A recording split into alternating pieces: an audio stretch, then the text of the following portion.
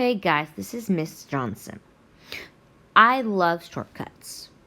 And this is all about figuring out things that make it faster to do work later on. This lays the foundation of a whole branch of mathematics and ideas of what we call trigonometry, which goes down the line and gets us so much other things. But this lays down the basics, okay?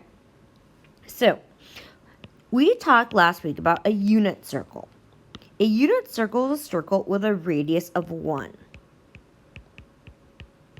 And what I would like to do is figure out the value of different points on the circle given different angles. Okay? So, the way I've learned how to work with angles and triangles is by using trig. Last year we learned that the cosine of theta is the same thing as saying the adjacent side to the angle or the hypotenuse. Now the adjacent to our angle is this side right here, the horizontal side, so that's A. The hypotenuse is 1. So we can say that cosine of theta is equal to A. Tangent of theta is equal to opposite over hypotenuse. So the side opposite the angle is this B divided by hypotenuse, which is 1, which is just B. And tangent is defined as opposite over adjacent. So that would be B divided by A. Okay? Now, here's the thing. On the unit circle, we will notice that this point right here on the circle is given by the horizontal distance. We'll call that A. And that this y value here is given by the vertical distance here we'll call B. And we know where those came from. So this point x, y, or AB, another way to say A is the cosine of theta. We found that up right here. And another way to say B is the sine of theta. And you don't want to know how amazing this is that cosine is actually the x value of the coordinate, and the sine is the y value. This is super, super important. So then we can say that tangent of theta, B is equal to the sine, and cosine is equal to A. So tangent is sine divided by cosine. Okay, that's your basics. Now you will notice there is a unit circle here that have different values for each certain values of degrees. Okay, these are used because these are the most common and they are exact values. Let's figure out how they kind of came up with them, the basics, and then we will just assume the rest of them work. Okay, so let's look at 30 degrees. In a right triangle, there is a relationship between the three sides of a 30-degree triangle.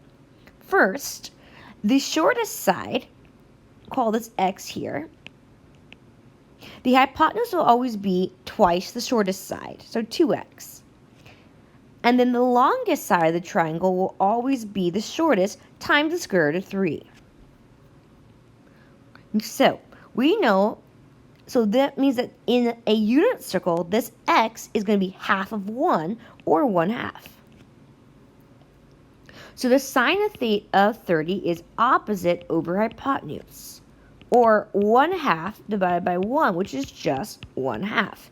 And that's how they found that 1/2 there. Cosine is going to be the adjacent, so 1/2 times the square root of 3 divided by 1. So we can rearrange this as the square root of 3 divided by 2. So that's how they found that square root of 3 over 2. And they do the same thing for these special right triangles, or 45, 60, 90, so on and so forth. Okay? So now just assume for me all these work. So here's now how we can find the exact values for this. Okay? So we know the cosine of 60 is right here on the unit circle. To find the cosine, we're going to look for the x value there, which is 1/2. I know, terribly hard.